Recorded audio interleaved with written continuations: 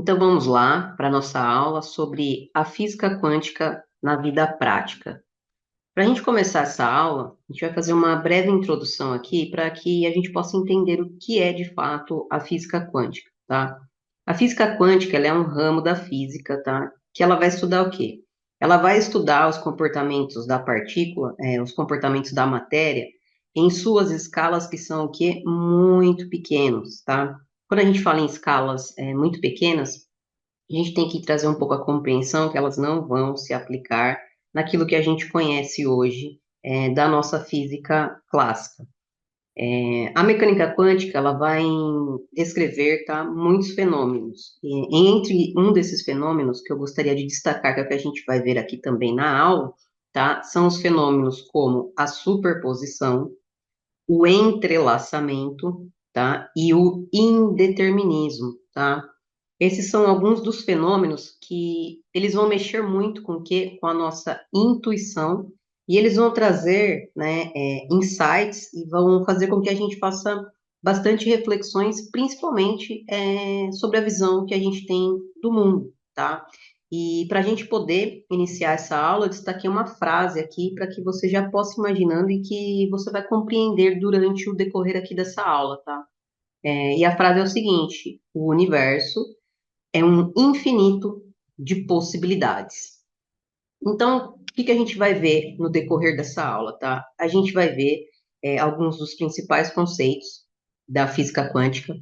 A gente vai ver também nessa aula, né, os desafios que a mecânica quântica vai encontrando, né, conforme ela vai avançando.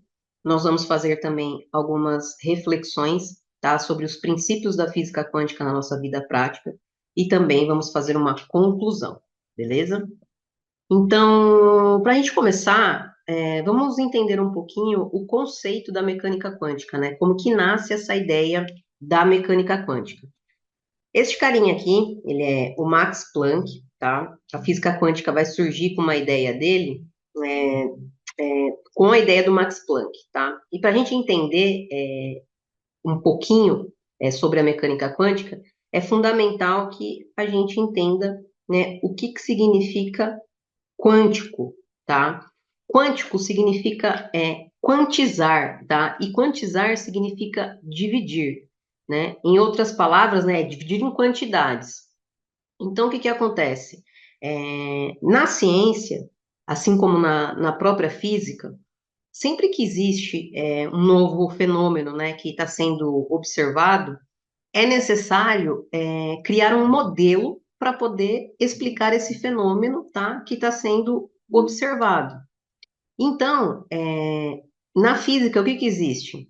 Existe uma hipótese, tá? O que que é essa hipótese? Essa hipótese, ela é uma teoria. Só que essa teoria não pode ser tipo qualquer teoria, né? Ah, veio um insight aqui, tive essa ideia e isso, ponto, acabou. Não, essa teoria, ela é fundamentada em cálculos matemáticos, tá? Toda teoria, toda hipótese, ela vai ser fundamentada em cálculos que posteriormente precisam o quê? Ser testados em laboratório. É por isso que existe o físico teórico e o físico experimental. O físico teórico vai lá, propõe um modelo, tá, para poder explicar um determinado fenômeno, e o físico experimental vai pegar essa teoria e vai testar. Uma vez que o cálculo, né, do experimento bateu com o cálculo da teoria, né? Então você vai testar, você vai ter um resultado experimental. Se esse resultado experimental for o mesmo que a teoria, então essa teoria vai ser validada, tá? E por que que é importante, então, a gente entender esse quanto, tá? Quantizar, então, quântico significa quantizar, que é dividir em quantidades. Por que que surgiu essa ideia com o Max Planck? Eu acho que eu esqueci de mencionar aqui, mas o Max Planck, ele também é conhecido como o pai da mecânica quântica, tá? Então, o que que acontece?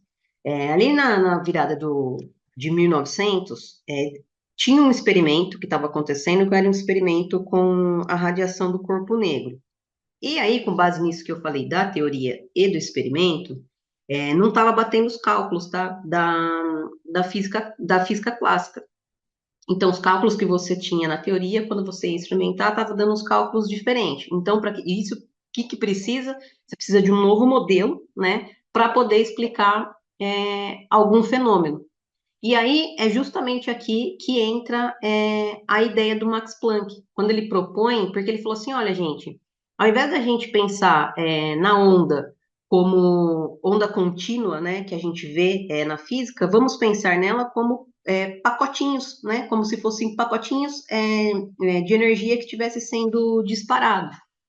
E essa ideia, né, essa teoria desenvolvida pelo Max Planck, fez com que fosse resolvido esse problema, né, de pacotes de energia. Tanto que eu destaquei aqui para vocês, ó, ele vai falar assim, vamos pensar nela, né, como pacotes discretos de energia, ou seja, quantizemos a energia. Então, o quantum, o que ele vai ser? O quantum vai representar a menor quantidade possível de energia.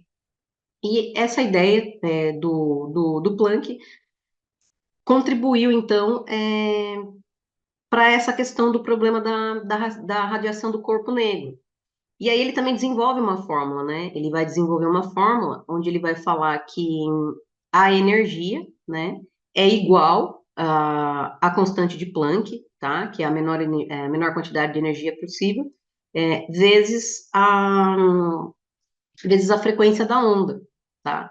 E isso contribuiu, então, para resolver esse problema que eles estavam tendo lá nos experimentos com a radiação do corpo negro. E aí, beleza. Só que em 1905, o Einstein, ele também estava trabalhando numa teoria, né? E ele estava tentando explicar o efeito fotoelétrico. O que é, né, esse efeito fotoelétrico? É uma plaquinha de metal e aí você vai jogando luz nessa placa de metal. E aí o que acontece? Conforme você joga luz, elétrons vão saltar dessa placa. Então, tipo, deixa eu tentar desenhar aqui. Vamos supor que isso daqui é uma plaquinha, tá? E aí você vai jogando luz nessa placa. Quando você joga luz nessa placa, elétrons estão saltando daqui, certo? É basicamente isso. Estou tentando fazer uma bolinha aqui. É basicamente isso, efeito fotoelétrico. Mas, no experimento, o que acontecia? Quando você adicionava mais luz, então, por exemplo, é didático, tá? O exemplo. Você joga lá, tipo, você tem uma luz, né? Aí uma lâmpada, por exemplo, você joga lá. Aí vai saltar, né? Vai ejetar dessa placa uma quantidade X de elétrons. Aí você vai adicionar duas lâmpadas, por exemplo, né? Você coloca mais luz, aí vai saltar uma quantidade um pouco maior de elétrons. Ou também, o que eles perceberam era quando você muda a luz, né? A cor. Então, por exemplo, você joga uma luz verde, aí a velocidade, né, com que esse elétron vai saltar vai ser x. Você joga uma luz azul, a velocidade que ele vai saltar vai ser y. O que o Einstein pensou? Ele falou, cara, eu acho que se eu aplicar a ideia que o Planck falou, né, da questão dos pacotes, eu acho que isso vai responder o que a gente está vendo aqui, né, em relação à intensidade e à cor, né, que está influenciando como que os elétrons estão sendo ejetados aí dessa placa de metal. E aí o que aconteceu? Bingo, deu certo, funcionou, né? Isso rendeu até mesmo pro Einstein um prêmio Nobel. E aí o que aconteceu? Como essa ideia do Planck respondeu o problema da radiação do corpo negro, né, e também a questão do efeito fotoelétrico, a mecânica quântica ela ganhou o quê? Ela ganhou mais credibilidade, certo? Então, aqui já começa os primeiros passos da mecânica quântica. Só que o que acontece também? A física, né, a ciência, ela sempre vai avançando e novos desafios começaram a aparecer. Por quê? A física quântica começou a tomar um rumo, né, que os físicos não estavam esperando, né? Até mesmo dizendo um pouco na linguagem deles, a física começou a tomar caminhos inesperados, caminhos que eles não tinham calculado. E aí, com essa questão, né, principalmente do efeito fotoelétrico, que foi possível perceber que a luz, que é uma onda, se comportou como uma partícula, vem este cara aqui, o Louis de Broglie, e ele vai propor o seguinte, ele vai falar assim, gente, pera lá, A gente estava trabalhando, então, com a luz, considerando que ela era uma onda. Mas a gente pôde perceber, né, com o experimento, que ela também se comporta como uma partícula, né? Que foi o caso do quê? Do fóton, que a gente viu agora ali com o efeito fotoelétrico. Aí ele falou assim: e se a gente pensar o contrário? E se por um acaso uma partícula também possa se comportar como onda? E aí você levanta uma outra questão, todo mundo fica, né, com o ponto de interrogação na cabeça. E aí o Luiz de Broglie, ele vai falar assim também, olha, existe a possibilidade, então, de que todas as partículas também se comportem como onda. Através desse questionamento, né, quando se levanta essa hipótese, o que foi proposto, então? Foi proposto desenvolver um experimento que se chama o experimento da fenda dupla ou da dupla fenda, tá? E como que se desenrolou esse experimento, tá? Eles colocaram, então, um anteparo, tá? Que é isso daqui, com duas fendas, tá? As fendas é isso daqui, ó, como se fosse como fala?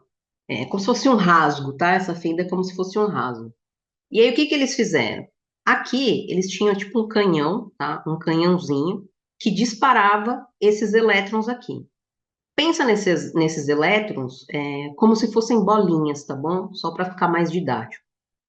Aí o que acontecia? Como eles começaram a disparar esses elétrons, alguns iam passar por aqui, certo? E alguns iam passar por aqui. Afinal de contas, são duas fendas.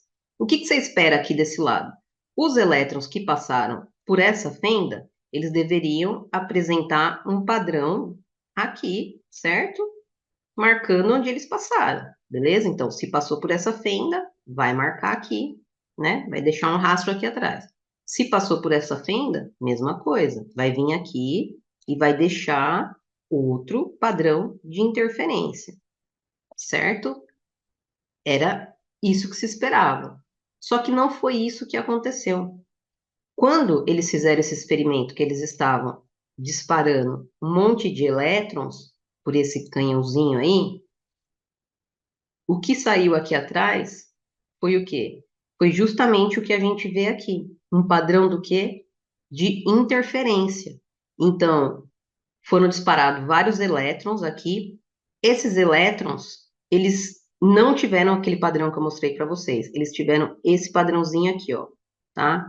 Padrão de quê? De onda. Então, houve uma interferência. O que que isso significa? É como se, quando o elétron passa, você dispara aqui, né? O elétron vai passar, ele vai interagir com ele mesmo, então ele gera uma interferência, né? E essa interferência é constatada aqui nessa placa de fundo. Como que eles chegaram nisso? Eles falaram, bom, se está tendo essa interferência aqui, vamos reajustar esse canhãozinho? Ao invés da gente disparar um monte de, de elétrons juntos, vamos disparar, né, um de cada vez aí para a gente ver o que vai acontecer. E mesmo disparando, né, um elétron de cada vez, o padrão de interferência acontecia aqui. Então, disparou um elétron, ou ele passou aqui por essa fenda, né, ou ele passou por essa daqui. Ele se interferiu, é como se ele se relacionasse com ele mesmo, aumentando, né, a sua amplitude. Então, digamos que ele se multiplica e ele gera um padrão de interferência aqui atrás. Isso deixou, desculpa, isso deixou os físicos bastante desconcertados, né? Eles falaram: o que está acontecendo aqui? Eles falaram: bom, vamos fazer o seguinte, vamos colocar então um medidor, tá? Que no caso é aqui, ilustrando. Eles colocaram um interferômetro, tá? Para observar o que ia acontecer. Então, mesma coisa, você tem lá o canhãozinho que está disparando os elétrons. E eles falaram: agora que a gente tem esse medidor, a gente vai ver o que está acontecendo. Quando eles colocaram um medidor para observar, então perceba, o elétron foi disparado. Aí quando o elétron passa por essa fenda, olha o padrão que dá agora aqui atrás, né? E quando o elétron passa por essa fenda, olha o padrão que dá aqui atrás. Vocês perceberam que o elétron perdeu a sua forma de onda? Ou seja, aqui Eles estavam disparando elétron, ele teve interferência, ele gerou um padrão. Aqui ele se comportou como partícula. E isso daqui deu pano para muita manga. Por quê? Porque quando eles colocam o medidor, quando eles interferem, quando eles fazem a observação, a interferência faz o quê? Desaparece. A interferência desaparece e aí aparece justamente só o que eles estavam esperando, os frisozinhos, né? Únicos que eles estavam esperando ali atrás, daqui da placa, né? Da parede. Então, com isso, o que que acontece? Chega-se à conclusão que o quê? Que esse experimento que eles fizeram, esse fenômeno, mostra que a natureza é dual, ou seja, existe a dualidade onda-partícula, tá? Então, de acordo com esse princípio, o que que esse experimento vai trazer? Ele vai falar, olha, uma partícula, ela vai se comportar de acordo com as informações disponíveis que a gente tem sobre ela. Quando a informação sobre que fenda que o elétron passou está disponível, né, que é conhecida também como a informação de trajetória, o comportamento de onda desaparece e a partícula vai se comportar estritamente como uma partícula, tá? Então, por isso, por conta desse experimento que traz essa natureza dual da matéria que a gente conhece e que traz essa complexidade mesmo do que é o mundo quântico. Então, por isso que eu deixei até esse desenho aqui ilustrativo, né, para tentar trazer um pouquinho essa ideia. Aqui está uma partícula, né, meramente sólida, material, corpuscular. Quando ela olha no espelho, ela é uma onda. Isso representa para nós a dualidade onda-partícula. E aí, os experimentos sempre vão avançando, né? Avançando, a ciência não para. Esse daqui, por exemplo, é um LHC, né? Que é um colisor de hadrons. Então, o que que acontece, né? Nesses experimentos, usando o colisor, você é como se você estivesse destruindo ali as partículas. E quando você vai destruindo essas partículas, porque é uma velocidade assim, eu nem sei dizer, é incalculável, pelo menos para eu trazer de exemplo aqui. Você vai destruindo essas partículas e você vai conhecendo outras partículas fundamentais. Por quê? Porque até então, no nosso modelo de átomo atual, né, que foi descoberto pelo Rutherford, o que que acontecia? O Rutherford, ele fez um experimento também que era uma folhinha, tipo uma folhinha de ouro, né? E ele disparava partículas alfas nessas folhinhas. Só que naquela época também, eles não tinham muita noção do que era, né? Essa partícula alfa. Só que o que que o Rutherford percebeu nesse experimento? Ele percebeu que, assim, quando ele jogava, né, disparava essas partículas alfas, tinha partícula que era desviada, tinha partícula que era refletida, mas a maioria dessas partículas atravessavam essa folha, tá? Então, aqui, ó, esse é o modelo atômico, né, que a gente conhece atualmente. Então, você tem as bolinhas, né, representando os elétrons, e no núcleo a gente tem é, os prótons e nêutrons. Só que lembra que a gente falou lá na frente? Olha, a gente tem a teoria, a gente tem também os experimentos. O que que os físicos fizeram? Conforme eles fazem cálculos, eles perceberam que 99, e aqui, ó, são 12 noves, tá? 99,99999 do espaço dentro de um átomo é o quê? É vazio. E o que que traz isso de visão para a gente? Significa que a matéria que a gente conhece, nesse sentido clássico, né? Ela vai perder um pouco. Não é que ela vai perder. A matéria que a gente conhece no sentido clássico, ela é só uma pequena, o quê? Fração do átomo. Porque esse cálculo, né, ele representa, né, uma boa parte, né, ó, o 99,9999999 do espaço dentro do átomo é um átomo vazio, né? Então, veja como até aqui muitas coisas já vai trazendo muito insights para nós, né? E fazendo a gente refletir, revisar muita coisa que até então a gente acha, né? Ou pensa que conhece, né? E aí o que acontece? a gente teve, então, esse experimento da dupla flame, da fenda dupla, né, ou dupla fenda, que revelou para a gente, então, que não é somente as partículas, só os elétrons, tá, que se comportam como nessa dualidade, onda e partícula, que foi lá atrás também a ideia proposta, né, pelo Luiz Brugui. E essa dualidade, quem dá o nome, né, para isso, vai ser agora ele aqui, o Louis de Broglie, perdão, o Niels Bohr, eu tô com o Louis de Broglie na cabeça, hein? O Niels Bohr, ele é um físico dinamarquês. Então, para esse fenômeno, né, dessa dualidade onda-partícula, ele deu o nome de princípio de complementaridade, tá? Aqui, apesar da gente não ter chego ainda na parte da reflexão, mas eu já vou deixar para você ir pensando aí, né? Aqui a gente pode pensar na questão do yin yang, né? E esse princípio de complementaridade que o Niels Bohr traz, ele vai sugerir que, então, a natureza ela é ondulatória e corpuscular. Só que, na verdade, elas não são exclusivas, excludentes, né? Uma coisa não vai excluir a outra. Muito pelo contrário. Elas são o quê? Elas são complementares. Então, esse experimento, como eu falei para vocês, foi um dos, né, que deixou os físicos aí de cabelo em pé, mas já vai trazendo uma reflexão para a gente de como que a gente enxerga o mundo, né?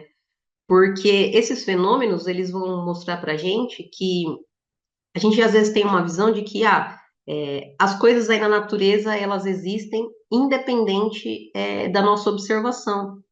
E a mecânica quântica, ela vem e ela quebra isso, né? Ela vai falar que a gente só pode determinar alguma coisa, ou nesse caso desse experimento, a gente só vai poder determinar se algo é uma onda ou uma partícula a partir do momento que a gente interage com ela. E isso ficou explícito em quê?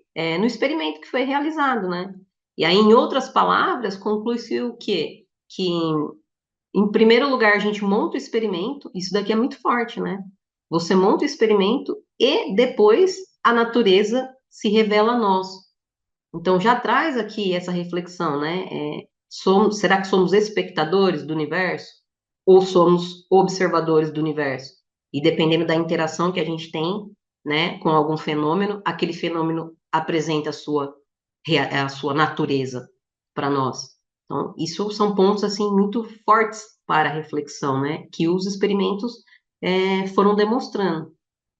E aí, beleza, chega-se à conclusão, então, porque foi experimentado diversas vezes, então sabemos, né, que tudo é onda e partícula ao mesmo tempo, mas aí vem um novo questionamento.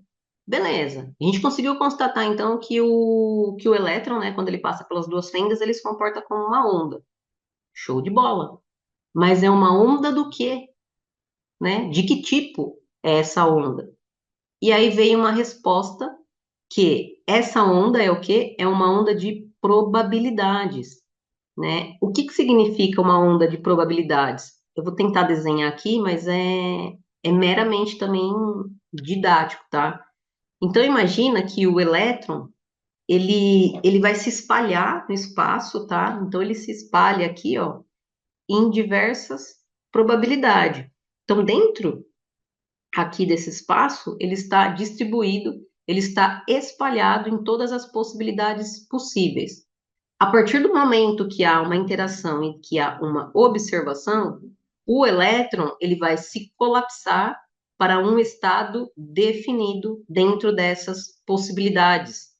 E é por conta disso que a mecânica quântica é chamada do quê? A física das possibilidades.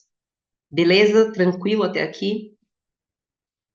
E aí, entendendo essa questão da dualidade onda-partícula, né, e essa probabilidades, né, as possibilidades, porque o elétron está espalhado, né, sobre todas essas possibilidades possíveis, entra na jogada o Ever Schrödinger, que também é um físico, e ele é um físico austríaco, e ele vai trazer, ele falou assim, bom, gente, para a gente tentar ilustrar essa questão aí, né, do elétron estar em estado de superposição, vamos fazer um exercício mental. E o que ele vai propor nesse exercício mental? Ele vai colocar um gato dentro de uma caixa, tá, para trabalhar essas probabilidades que a gente acabou de ver. Então, vai ter o gato dentro dessa caixa, e dentro dessa caixa vai ter um elemento lá, tá? Que é radioativo e que vai poder matar o gato. Só que, quando você põe o gato dentro da caixa, fazendo esse exercício das probabilidades, você tem o gato vivo e você tem o gato morto. Ou seja, enquanto você não abre a caixa, o gato está em todas as possibilidades possíveis, tá? Então, o que que acontece? Quando você abre, né, a caixa, esse estado, ele vai fazer o quê? Ele vai ser colapsado para uma única possibilidade. Enquanto você não abre a caixa, o gato vai estar o quê? O gato vai estar vivo e vai estar morto ao mesmo tempo. É muito louco, né? Vamos tentar trazer um outro exemplo aqui para exemplificar. Imagina que vamos pensar num, sei lá, num quarto. Então, a gente solta um elétron lá dentro desse quarto, tá? Então, o elétron, ele vai estar espalhado em todas as possibilidades. O gato pode estar na cama, o gato pode estar na cadeira, o gato não, o elétron pode estar na cama, pode estar na cadeira, pode estar no guarda-roupa. Na verdade, pode não, ele vai estar em todos os estados possíveis. Você só vai saber de fato onde o elétron está quando você abrir a porta desse quarto. Enquanto você não abre a porta desse quarto, ele está espalhado por todas as possibilidades, beleza? Então, com base nesse experimento, né, que o Schrödinger traz, e aí eu fico imaginando a cara do povo lá, né? Porque o povo deve falar, cara, que experimento é esse? Até que ele foi criticado também, né? Por alguns outros companheiros. Então, ele desenvolve também, né, a equação de Schrödinger para poder explicar esse fenômeno. Lembra, gente, sempre vai ter cálculo, tá? E aí vem uma outra pessoa também, o Richard Feynman, tá, que está aqui. Ele também contribui, tá? Porque o negócio está andando, o negócio está desenvolvendo. Lembra, são sempre cálculos e tralalá, teorias, experimentos. Ele é um físico norte-americano e ele contribui, tá, com alguns aspectos da mecânica quântica. E aí, nessa contribuição, ele também participa da equação de sobreposição, que é conhecida também como a soma de todas as trajetórias, né? Então pensa assim, ó, a gente acabou de ver lá a questão da superposição. Então, quando o elétron vai colapsar, tem as trajetórias dele aí também. Então, o Richard Feynman, ele vai entrar para ajudar a colaborar nesses avanços que estão tendo durante a física quântica, né? E aí o que acontece?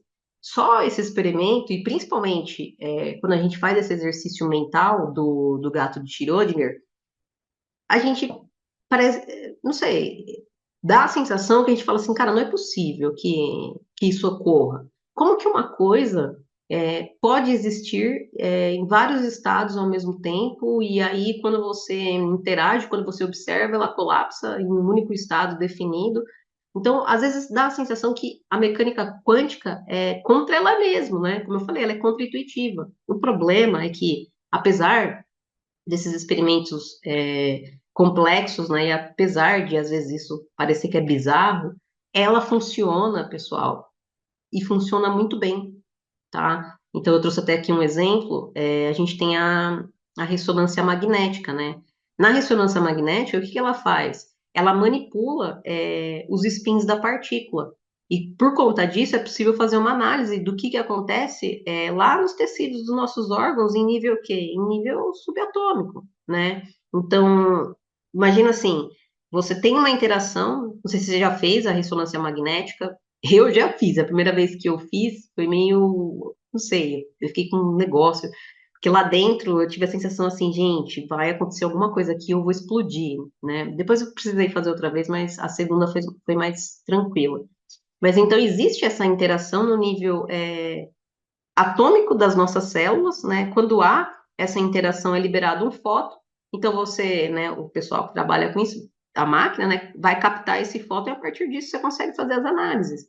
Então, apesar desses fenômenos aparentemente complexos e bizarros, a física quântica ela demonstra, tá, que ela é uma física extremamente poderosa e ela funciona assim nos nossos dias atuais e a gente pode ver ela, né, em funcionamento em diversas áreas da nossa vida, como por exemplo na medicina que a gente acabou de ver agora, a gente vê ela na tecnologia, né, tem a computação quântica, temos agora também os estudos bem avançados na biologia quântica.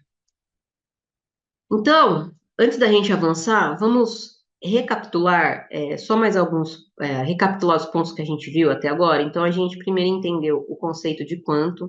Então, quantum é a menor quantidade de energia possível, tá? Depois a gente viu também por meio do efeito fotoelétrico, né, explorando a luz e descobrindo também que o fóton é a menor quantidade de luz. A gente viu também a questão do experimento da dupla fenda, que falou para a gente, olha, a dualidade aí, onda-partícula, né? As partículas se comportam com onda e partícula, e percebemos também a questão da observação, né, dentro dessa dualidade. A gente também viu o experimento que o Ever Schrödinger trouxe para a gente, né, sobre o experimento mental do gato, e o quanto que isso demonstrou para nós a questão do colapso em um estado definido quando a partícula está num estado de superposição. Tá tranquilo até aqui? Se não ficou tranquilo até aqui, para você seguir, qualquer coisa faz uma revisão, né? Volta, entenda de novo para você poder continuar. É extremamente importante entender esses conceitos antes da gente entrar para poder fazer uma reflexão de como a gente pode aplicar e perceber essas nuances na nossa vida prática, tá? Bom, tendo em vista tudo isso que a gente viu agora, os físicos pegaram e falaram assim, ó, gente, beleza, são experimentos, né, eram teorias, a gente conseguiu validar muitas coisas, agora a gente vai ter que lidar com outro problema, né? Que era o quê? Como que eles iam fazer a interpretação disso? Justamente para não dar problemas, porque não sei se você sabe, mas provavelmente deve saber, dá muita discussão, tá, sobre a física quântica. Hoje se fala muito, né, em tudo ser quântico, então é importante ter esse mínimo de conhecimento também, tá? Então, justamente para evitar problemas de interpretação, esses físicos, né, que estavam envolvidos em todas essas teorias e todos esses experimentos, eles resolvem se reunir, e é por isso que tem, então, a conhecida interpretação de Copenhague. Mas o que é importante a gente reforçar aqui, tá? A interpretação de Copenhague, ela não é um conjunto específico, tá? De interpretação. É como se fosse um arcabouço, tá? Para trazer ali as interpretações, um arcabouço geral dessas interpretações que vão ocorrendo e foram sendo propostas, tá? Ao longo do tempo. E aí eu vou mostrar aqui para vocês quais são algumas dessas interpretações, tá? Uma das interpretações é justamente a que a gente acabou de ver agora, tá? Que é a interpretação das probabilidades. Ou seja, as partículas estão em estado de superposição e quando ocorre o quê? Quando ocorre uma medição, vai acontecer o colapso da função de onda, que é o quê? É quando a partícula vai para um único estado bem definido. A outra interpretação, que é a interpretação dos muitos mundos, essa daqui vocês vão conseguir observar, principalmente aí ela é muito explorada em Hollywood, né, pelos filmes de Hollywood, porque essa interpretação que ela vai falar? Ela vai falar, ah, beleza, ela também vai considerar essa questão do estado de superposição, só que assim, então, tenta olhar agora aqui para minha mão na tela, ó. Então as partículas estão lá, né? Tudo em estado de superposição. Beleza, mas quando ela colapsa no estado definido, o que acontece com esses outros estados, que eram as possibilidades? Dentro dessa interpretação de muito mundo, de muitos mundos, eles vão falar que novos ramos, né, ramos diferentes vão ser abertos no universo, e que então essas outras possibilidades vão ser o quê? Realidades alternativas. É por isso que eu falei que dá para ver isso sendo muito bem explorado nos filmes de Hollywood. Então, essas outras possibilidades, tipo, elas não são perdidas, elas não desaparecem. Você abre novos ramos, né, novas linhas do universo, e aí você tem realidades paralelas. Uma outra interpretação vai ser a interpretação da onda piloto, que também foi proposta por Louis de Broglie, e que ele vai falar que é como se a partícula ela tivesse uma onda guia, né? Uma onda guia que vai governar o seu comportamento, que é aparentemente probabilístico. Mais ou menos aquela ideia que eu mostrei da foto, sabe? Da partícula com a onda. Essa onda, então, seria uma onda piloto ou onda guia, tá? A gente tem mais uma outra interpretação, que é a interpretação da decoerência. Vocês vão perceber que normalmente as discussões estão sempre entre essas duas aqui, tá? E eu vou explicar para vocês por quê e vocês vão entender também. A interpretação da coerência Ela também, beleza, vai falar, existe a superposição, só que o colapso ele vai acontecer independente de um observador. Eles vão dizer que o colapso acontece por quê? Porque os sistemas quânticos eles estão interagindo o quê? Diretamente com o seu ambiente.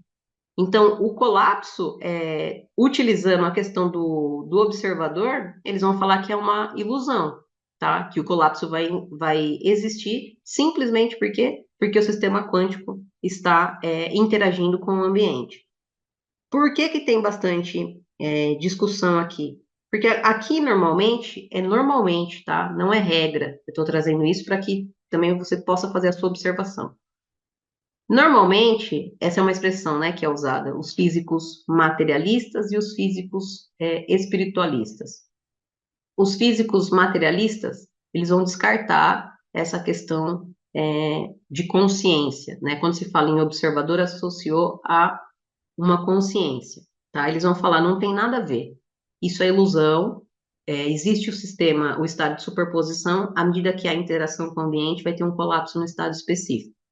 Os físicos espiritualistas, eles já vão para a primeira interpretação, que é das possibilidades, das probabilidades que a gente estava tendo aqui. Eles vão falar, olha, precisa existir uma interação com esse ambiente, precisa existir um observador. Se não tiver um observador, não vai acontecer o colapso da função de onda.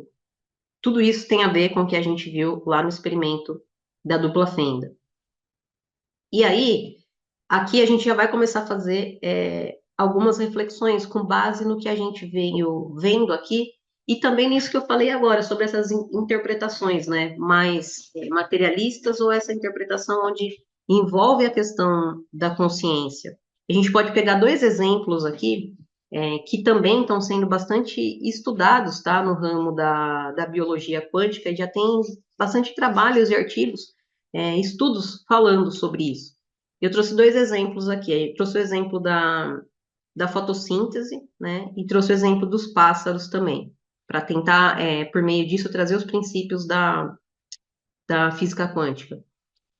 O exemplo, por exemplo, da luz, o que que a gente sabe, né? A gente sempre soube que a luz vai entrar na planta, né? Entrando na planta gera alguma reação química lá dentro dessa planta, né? E que sustenta a planta, acontece a fotossíntese, beleza, né?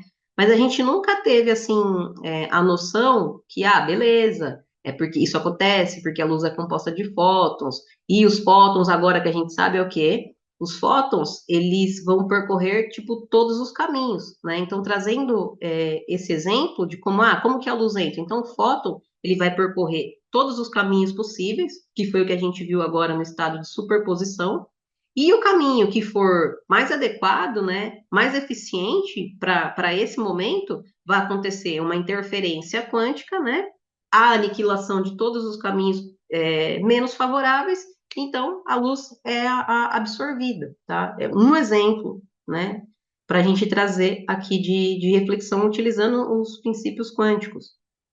Uma outra questão foi o que eu falei dos pássaros, né? Os pássaros, o que que acontece? Eles, não sei se vocês já observaram, às vezes eles voam, né? E tipo, às vezes eles atravessam até continentes. E como que eles conseguem fazer isso, né?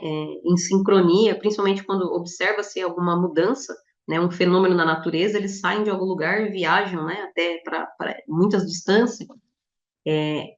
Existe já pesquisas falando que esse movimento, né, esse comportamento que acontece dos pássaros, vai estar associado ao quê?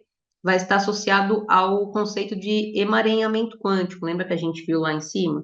Emaranhamento quântico também é um princípio da mecânica quântica, tá? Esse princípio foi testado por esse físico aqui, que é um físico francês, que é o Alain Aspect, tá? Ele também desempenhou um papel muito importante porque ele conseguiu mostrar isso em experimento em laboratório. O emaranhamento, o que que ele vai dizer? Ele vai dizer que as partículas, então imagina assim, ó, você tem a partícula 1, você tem a partícula 2, tá? Deixa eu colocar aqui, 1, 2. Não reparem na minha letra, tá? Porque eu tô no mouse, eu sou canhota, só que para usar o mouse eu uso a mão direita, eu não consigo usar o mouse na esquerda. Eu devo ser estranha, gente, não reparem, tá? Você tem a partícula 1, a partícula 2, então sistema 1, sistema 2.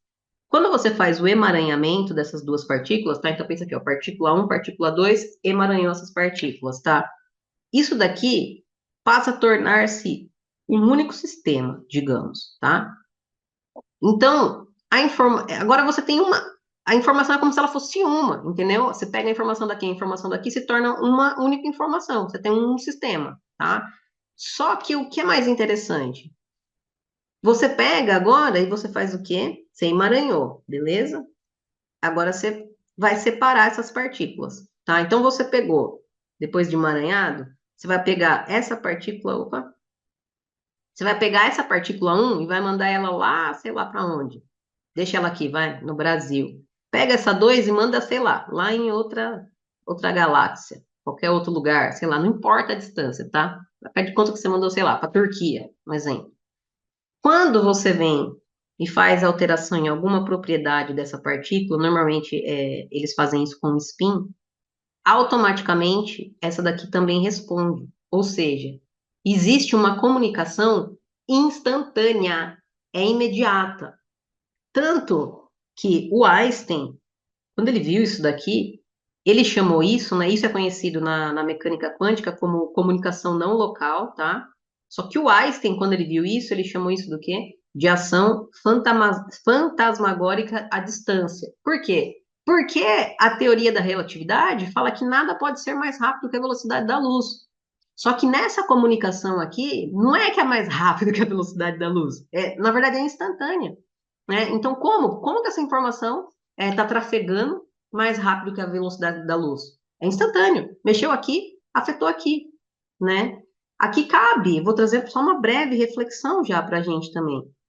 Você já não teve eventos na sua vida que, de repente, coisas que talvez bobas, né? A gente pode dizer, você fala assim, cara, pensei na pessoa e, de repente, aquela pessoa me ligou, né?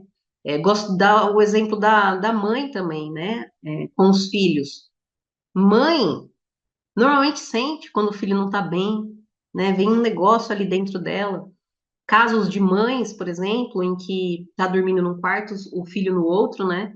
De repente a mãe levanta na madrugada porque ela acha, né? Acha ou sentiu que o filhinho não está bem, de repente ela chega ali no quarto, no berço, na cama, e bota a mão na criança e vê que a criança está torando de febre, está quente pra caramba, sabe?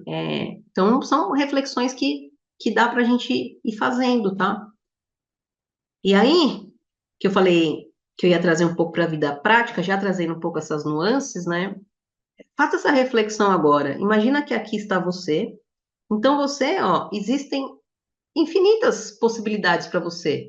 Então, você pode estar triste, você pode estar alegre, você pode estar de boa, você pode estar suave, você pode ser rico, você pode ser pobre, você pode ser solteiro, você pode ser casado, você pode trabalhar com uma coisa que você gosta, pode não trabalhar com uma coisa que você não gosta. Meu, pensa assim, ó, infinitas possibilidades. Lembra que a gente falou lá no começo? A física quântica é a física das possibilidades, né? Então, existe N possibilidades para você, N, tá? Se a gente for trazer um pouco para a nossa vida prática, né? Assim como os elétrons, eles se espalham, né? E existem em diversas versões, pensa que você também se espalha e existem diversas versões de você. Só que aí vem é, um questionamento que a gente sempre faz, né? Que às vezes é uma angústia, ou se torna angustiante, que a gente vai falar assim, beleza, né? É, por que que na maioria das vezes a gente não colapsa a realidade que a gente deseja, né? Ou por que a gente não consegue enxergar outras possibilidades de vida para nós, né? Ou as infinitas possibilidades que existem. E aqui eu trago, né, uma reflexão. Isso acontece porque a gente está sobrecarregado do que? De informação e padrão. E isso vem acontecendo desde quando? Desde a nossa infância, né? Quando a gente nasce, a gente vai recebendo um monte de influências. Essas influências vêm de dentro de casa, né? Cultural, da família, da escola, da sociedade. Então, vão impondo na gente, né? Padrões de quê? Padrões de comportamento, regras, de conduta, enfim, N coisas. A gente vai acumulando, né? Isso vai juntando e vai transformando nas nossas experiências de vida que a gente de repente acaba achando que, cara, que a vida só tem um caminho, que a vida só tem uma possibilidade, que é isso, ponto e acabou. Eu gosto de trazer muito a reflexão de, tipo assim, como se fosse um labirinto da vida, né? Que às vezes a gente se sente dentro de um labirinto e às vezes dá aquele momento que a gente fala, cara, eu preciso refletir, preciso parar para pensar e entender o que eu estou fazendo na minha vida. Normalmente parece que é um padrão, né? A gente nasce, aí a gente cresce, né? E que normalmente nos é ensinado? Não estou falando que é regra também, tá? Estou trazendo só uma visão geral. Então a gente tem que estudar, né? Escolher uma faculdade, de preferência alguma coisa, algum trabalho que vai nos render muito dinheiro, né? Que nos dê status, algo do tipo. Então, a gente escolhe uma boa faculdade, aí a gente tem que ter um bom emprego, de preferência também que a gente se aposente, tá? Nesse emprego. Aí a gente tem que o quê? A gente tem que começar a namorar, a gente tem que noivar, a gente tem que casar, a gente tem que ter filho, a gente tem que ter uma casa, a gente tem que ter um apartamento, sei lá. Aí a gente se aposenta e depois que a gente se aposenta, a gente aproveita a vida, né? Normalmente é assim, né? E aí a gente não vê todas as outras possibilidades, às vezes a gente segue um padrão, ou tenta seguir um padrão, que às vezes não faz sentido para nós. Então, para a gente conseguir, né, enxergar as infinitas possibilidades que existem na nossa vida, as coisas que fazem sentido, né, para nós, a gente precisa do quê? De um alto nível de consciência, né, de um alto nível de consciência, que muitos mestres já falavam, né? E parece até bizarro tomar uma aguinha. Então, pessoal, com base no que a gente está vendo aqui, o que a gente precisa entender, tá? Então, a gente viu que a ciência, a gente vai trabalhar com fenômenos, né? E tem fenômenos que eles vão ser explicados, tá? E é a nossa ciência atualmente, tá? Vão ser explicados pela física newtoniana, e tem fenômenos que vão ser explicados pela física quântica, tá bom? E aí, como que isso é definido? Depende daquilo, né, que está sendo trabalhado, estudado, observado. Meu, você vai lá e pega qual a teoria que é mais apropriada para aquele determinado fenômeno, tá? E aí, o que acontece? Existem estudos também em andamento, tá? Como, por exemplo, a teoria das cordas, tá? A teoria das cordas, ela também é conhecida como a teoria de tudo. E qual que é a ideia, né, dessa teoria e desses estudos? É conseguir unificar, tá, essas duas abordagens, tanto a física clássica newtoniana quanto a física quântica. Isso ainda não foi possível, mas é uma ideia que os físicos têm, tá? Então, a teoria das cordas, o que que ela vai propor? Aí agora seria legal você olhar de novo aqui para mim na telinha, tá? Que agora eu não vou desenhar. É didático também, né? Então, imagina que você tem cordas, tá? Cordas vibrantes, tá? De acordo com o padrão de vibração dessas cordas, é que existem as partículas fundamentais que a gente consegue observar, entendeu? Então, na verdade, elas não são, a teoria das cordas vai falar que não são partículas discretas, né? Mas sim vibrações dessa corda, né? E de acordo com essa vibração, dos padrões de vibração, você vai ter resultados diferentes das partículas que podem ser observadas. Em outras palavras, né, a gente vai percebendo, de acordo com estudos, então, que nem a gente tinha lá o átomo, né, os caras vão testando pelo colisor de partículas, eles vão vendo que existem partículas mais fundamentais. Então, você vai aprofundando, né, por exemplo, os prótons. E o próton, na verdade, não é só. Achava-se que era o próton, né, o fator ali do núcleo. Na verdade, você tem os quarks.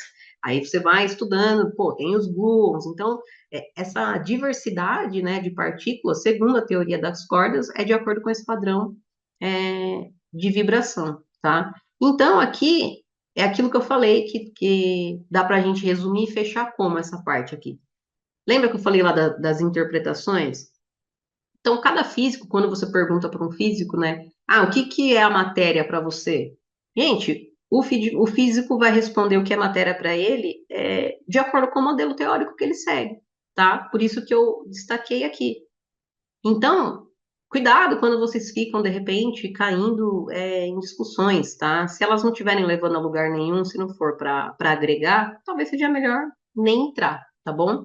E aí tem um porém também, que eu gostaria de destacar aqui, né? É que a física quântica, lembra que eu falei lá na frente, ó, vamos prestar atenção na questão do determinismo? A física quântica, ela não é determinista, assim como existe o determinismo na física clássica, tá?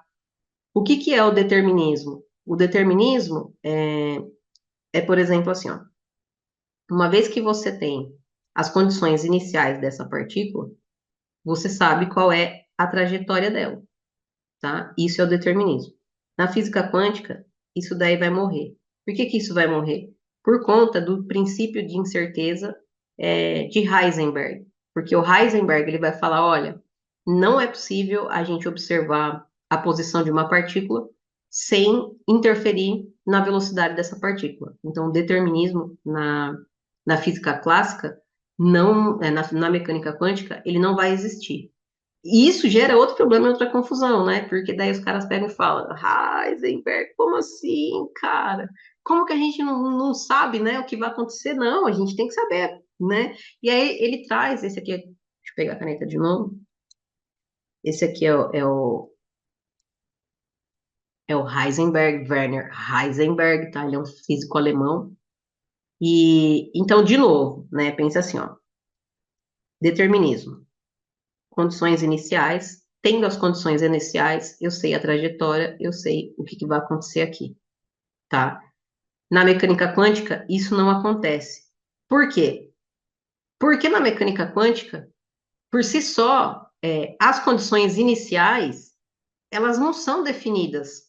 Faz sentido? Por que que elas não são definidas? Porque elas são o quê? Uma probabilidade, né? Só vai passar a existir um estado definido quando houver um colapso.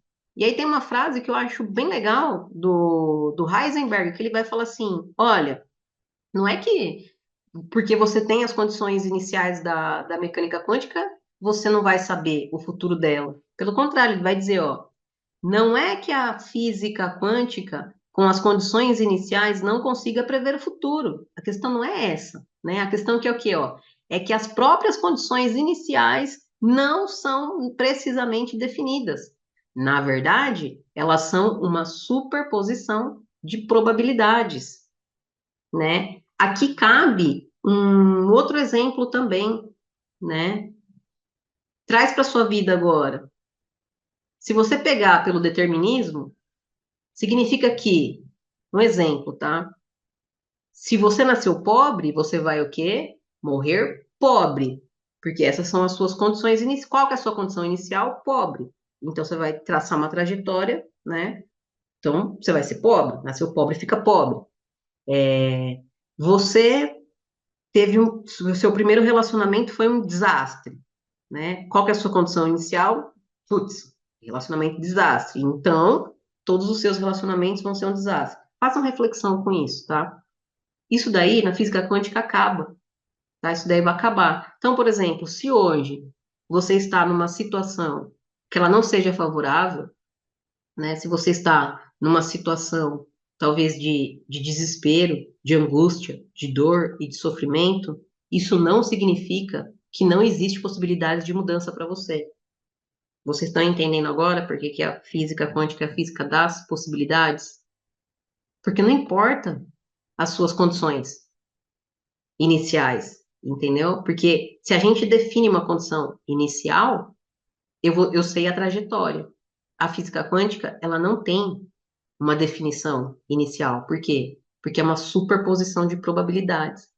Eu preciso que você reflita aqui, a gente não está falando, é isso que a gente precisa entender, pessoal. A gente não fala que a física clássica não funciona, não é isso, entendeu? Ambas, os modelos estão aí respondendo muitas coisas e muitos fenômenos, mas essa é uma reflexão que a gente traz da física quântica na nossa vida prática, né? De novo, você já esteve em algum momento da sua vida, né, que você fala, não tem saída, não tem o que fazer, não tem mais em que porta bater, não tem mais aonde recorrer, e de repente o negócio desenrola, a solução se resolve, né? O que que a gente tem que muitos mestres espirituais sempre falavam, né? O que que eles falam? Para focar aonde? Aonde? Foca no momento presente. Para planejar o quê? Planeje, fazer o planejamento em cima do aqui, agora. Estar consciente no momento que presente. Então, pensa assim, ó. A gente sempre ouviu isso, né? E eu vou aprofundar um pouquinho depois. Nós somos, então, uma consciência, colapsada, certo? Se eu sou uma consciência colapsada, eu também posso colapsar. Logo, eu também existe infinitas possibilidades para mim. De novo, nós somos uma consciência colapsada, certo? Já estamos colapsados, mas nós também podemos colapsar. Como que a gente pode verificar um pouco isso? Eu trouxe aqui um exemplo. Tá vendo essa couve-flor? A couve-flor, ela tá aqui inteira, né? Na sua totalidade. Faz esse experimento a próxima vez que você for cozinhar uma couve-flor, tá? Eu adoro couve-flor gratinada e eu faço uma ó, top de linha que minha mãe me ensinou. Percebe, ó, que quando você separa, então você tá aqui o todo, certo? E você vai separando a couve-flor em partes, certo? Você percebe que as partes, elas têm as mesmas características que o todo, né? Então, veja, isso lembra muito, né, padrões do que? De fractais. Isso revela muito para a gente que o universo é uma manifestação de padrões que são repetidos, né, em diversas escalas, em diferentes escalas. E mostra para nós que nós estamos conectados com tudo e com todos, né, e com esse padrão. Porque se você juntar todas essas partes pequenas da couve-flor, você tem o todo. Então, nós fazemos parte desse todo. E nós também podemos é, colapsar. E aí, aqui, a gente vai ter um outro experimento também, que vai ser o efeito Casimir. Por que que eu coloquei ele aqui, né? Esse daqui é o Hendrik Casimir. Lembra, então, lá que a gente falou que teve os cálculos, né, que o átomo, em sua maior parte, era vazio, então que o átomo não é só essa visão que a gente tinha. O efeito Casimir, que o, que o próprio, né, Casimir conseguiu identificar, o que que ele fez, né? Tem, teve a descoberta do vácuo também, né? Que tudo no universo tem origem lá do vácuo quântico. Até então, a percepção e a visão era que o quê? Que o vácuo era um vazio absoluto. Só que daí o que que o Casimir faz? Ele vai fazer um experimento, ele coloca duas placas, ele vai aproximando bem essas placas uma das outras, né? E aí essas placas é como se houvesse, tipo, as placas foram atraídas. E se as placas foram atraídas, o vácuo não pode ser vazio, tem alguma coisa ali. E aí o que que foi identificado? O vácuo, na verdade, o que que acontece? Existem flutuações quânticas, tá? Nesse vácuo. Também vou fazer um mero desenho aqui. Tem um vídeo aqui no canal, tá? Então imagina que isso daqui é uma flutuação, que não é. E aí, de repente, dá uns picos de energia. Quando dá esses picos de energia, o que que acontece? Nasce uma partícula e uma antipartícula, tá? Quando essa partícula e essa antipartícula se interagem, o que que acontece? Elas se aniquilam, pau, e elas voltam pro vácuo quântico. Então, o vácuo quântico é como se eles falam, né? Tivessem espumas, e essas espumas são as flutuações quânticas. Então, quando a gente fala, que a gente vê muitos desses mestres, que a gente já ouviu também, volta para dentro, né? Vai para o vazio, esvazia a mente, né? Na verdade, esse vazio, o que que é esse vazio? Na verdade, o vazio não é vazio, gente. O vazio são o quê? As infinitas possibilidades.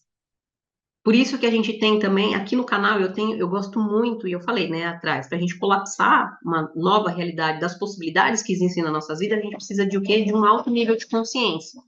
Aqui no canal eu tenho conteúdos do Joel Goldsmith, ele é um espiritualista, eu gosto muito do que o Joel Goldsmith fala, e ele fala demais essa questão da consciência, e toda mudança acontece por meio da consciência. Então, quando você se recolhe, quando você vai para dentro de você, para esse vazio, dentro desse vazio é onde você vai encontrar todas as suas possibilidades. Tenta fazer um exercício mental aqui comigo agora, ó.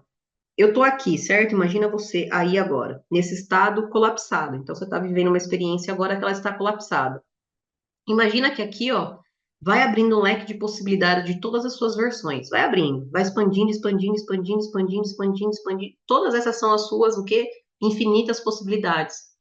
Então, quando você dá esse mergulho para dentro de você, que você vai para o vazio, você está indo para infinitas possibilidades. Lembra? Uma vez que há uma interação, o que que acontece? Há o colapso para um estado definido. Quando você vai para dentro de você, que você busca suas infinitas possibilidades dentro de você, que você interage, você colapsa o quê? Um estado definido. É por isso que tem também aquilo que muitos de vocês já devem ter ouvido, quando a gente muda dentro, né? Quando a gente muda no interior, a gente vê a mudança exteriormente. Tá fazendo sentido, pessoal? Conseguir explicar? E aí, o que que acontece? Para a gente concluir, eu queria trazer, e aí isso daqui é independente, tá?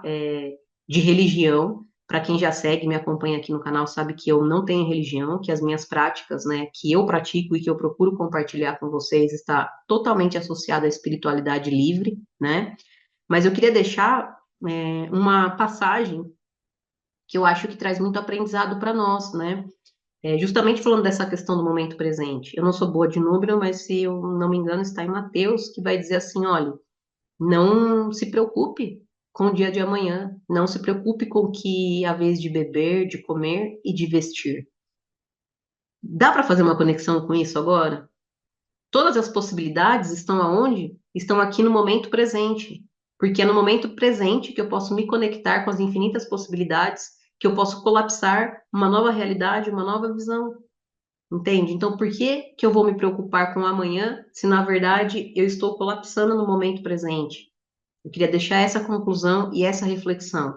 Com base nisso também, de tudo que você viu, é complexo, eu sei que as teorias, né, esses conceitos, eles são complexos, por isso que eu resolvi também fazer esse aulão com vocês, para trazer mais reflexão para vocês, mas a gente tem que realmente estudar, refletir, analisar, testar, experimentar isso na nossa vida. Mas com base em tudo que você viu, eu gostaria que você também saísse daqui refletindo. Você acha que você realmente é um mero espectador, espectador da vida, né? Que você foi colocado aqui, vida que segue, vai seguindo o fluxo, ou você é um observador e um participante de tudo que acontece aqui, tá? Queria que você ficasse com essa reflexão. E aí, para a gente fechar, eu queria deixar essa frase do Richard Feynman, tá? Que ele vai dizer o seguinte: eu sou um átomo no universo e o universo é feito de átomos. Beleza, pessoal? Essa é a aula de hoje, então. Espero que essa aula tenha contribuído, né? Tenha trazido bastante reflexão para você, clareza também, que você saia daqui com um pouquinho mais de expansão. Se você gostou, eu vou pedir que você também contribua com o meu trabalho, deixando o seu like, compartilha com outras pessoas também, para que elas possam ter acesso a essa informação. E se fizer sentido para você, considere se inscrever aqui no canal. Também tem a opção para você poder se tornar membro. E a gente se vê num próximo vídeo. Obrigada.